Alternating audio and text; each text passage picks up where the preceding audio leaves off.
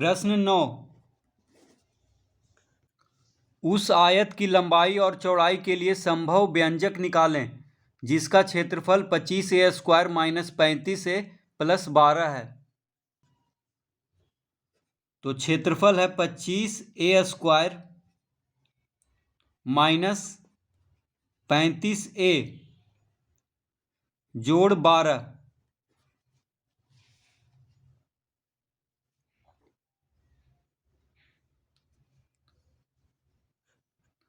तो इसका गुणनखंड करेंगे यहाँ पे। तो यहाँ पे पहला पद है 25a² और अंतिम पद है 12। तो 25a² और 12 को यहाँ पे गुना करेंगे। पहला पद और अंतिम पद को गुना कर लेते हैं।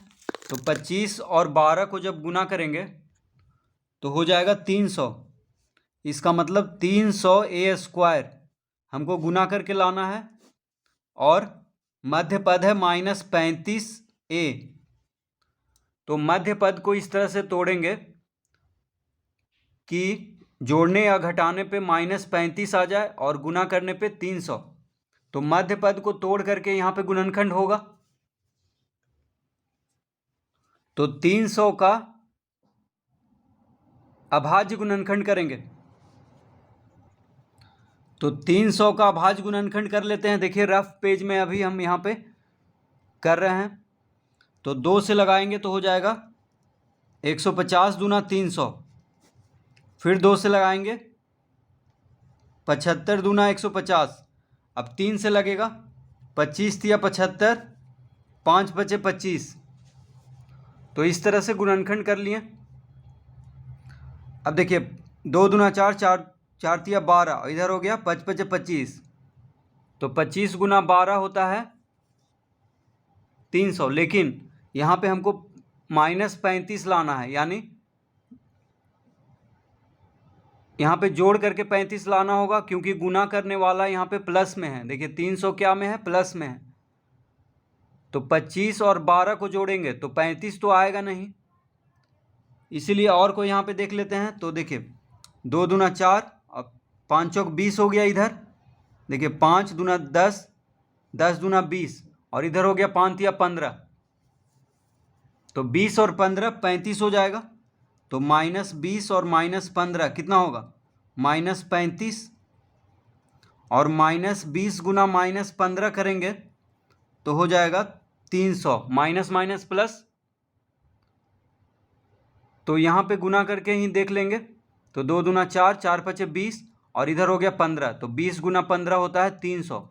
और 20 और 15 को जोड़ेंगे तो 35 आ जाएगा। तो यहाँ पे माइनस में लाना था, इसलिए -20 और -15 लिखेंगे तो -35 आ जाएगा। और यहाँ पे गुना करके प्लस में लाना है तो -20 गुना -15 हो जाएगा 300। तो 35a के जगह पे हम क्या लिख देंगे? तो लिखेंगे 25a² - 20a - 15a जोड़ 12। तो -35a के जगह पर लिखेंगे हम -20a - 15a।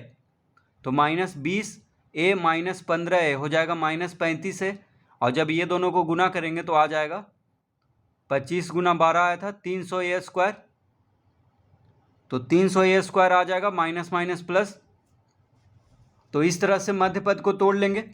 अब 25a² - 20a, ये दोनों में देखिए 5 से दोनों कट रहा है। 5 पचे 25, 5 चौक 20। तो 5 कॉमन ले लेंगे। तो 5 कॉमन ले लिए दोनों में।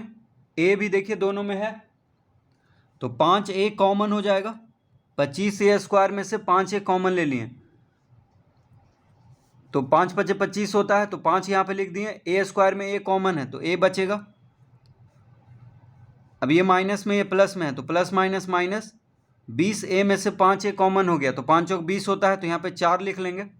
अब ये दोनों में 3 से दोनों कट रहा है। 3 पचे 15, 3 चौक 12। तो 3 कॉमन हो जाएगा। 15a के आगे माइनस लगा हुआ है तो -3 कॉमन ले लेंगे। तो 3 पचे 15 होता है, यानी 5a यहाँ पे हो जाएगा। अब प्लस माइनस, यहाँ प्लस है यहाँ माइनस है तो प्लस माइनस माइनस। 12 में से 3 कॉमन हो गया तो 4 बचेगा। 3 चौक 12। 5a माइनस 4 दो बार आ रहा है तो 5a माइनस 4 कॉमन ले लेंगे। तो 5a माइनस 4 जब कॉमन लेंगे तो क्या बचा यहाँ पे, 5a बचा। 5a माइनस 4 कॉमन ले लिए तो -3 बच गया।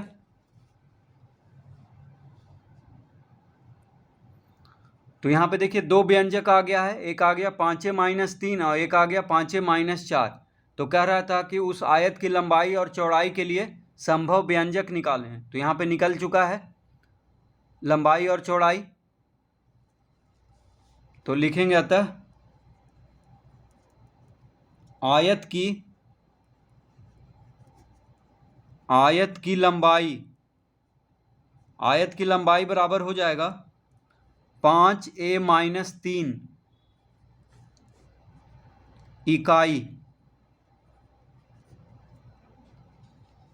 इकाई लिख लेंगे, क्योंकि यहाँ पे सेंटीमीटर मीटर ये सब कुछ नहीं दिया हुआ है तो इकाई लिख लेंगे। और आयत की चौड़ाई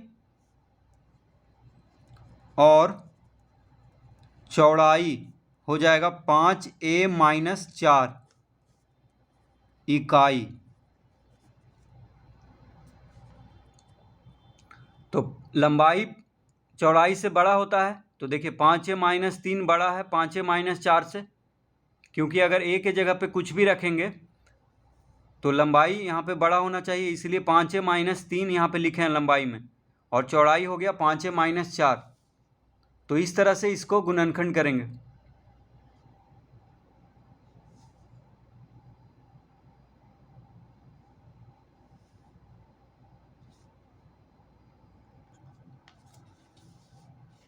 प्रश्न 10, उस घनाभ की विमाओं के लिए संभव व्यंजक निकालें जिसका आयतन 3x स्क्वायर माइनस 12x है। तो घनाभ का आयतन दिया हुआ है 3x स्क्वायर माइनस 12x। तो यहाँ पे देखिए घनाभ में लंबाई चौड़ाई और ऊंचाई तीनों होता है, तो 3x स्क्वायर माइनस 12x का गुणनखंड करेंगे तो तीन दोनों में कॉमन निकलेगा, क्योंकि 3 से 12 कट जाता है, और x भी दोनों में है तो 3x कॉमन निकल जाएगा दोनों में। तो 3x स्क्वायर में से 3x कॉमन लिए तो x बचा, यहाँ माइनस है ये प्लस में है तो प्लस माइनस माइनस, 3 चौक 12 होता है तो 12x में से 3x कॉमन लिए तो 4 बचेगा। तो यहाँ पे इसका गुणनखंड आ गया 3x गुना x माइनस 4। अब इसको हम इस तरह लिख सकते हैं, देखिए 3 गुना x माइनस 4। तो यहाँ पे 3 व्यंजक देखिए आ गया है, तीनों गुना में है, 3x मतलब 3 गुना x, और ये भी गुना में है x माइनस 4, यानी तीनों को अलग अलग करके इस तरह लिख दिए हैं 3 गुना x माइनस 4, इस तरह इसको लिख सकते हैं। तो देखिए लंबाई चौड़ाई और ऊंचाई तीनों आ गया है, यानी घनाभ की विमाओं के लिए संभव व्यंजक आ गया है लंबाई चौड़ाई और ऊंचाई। तो लिखेंगे अतः घनाभ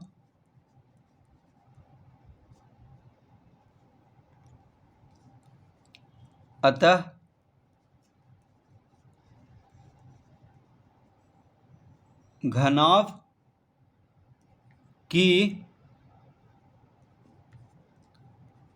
विमाओं के लिए संभव व्यंजक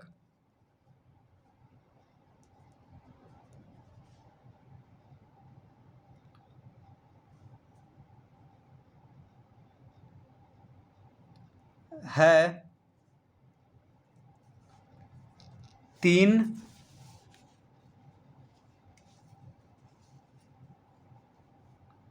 x 3 x माइनस 4।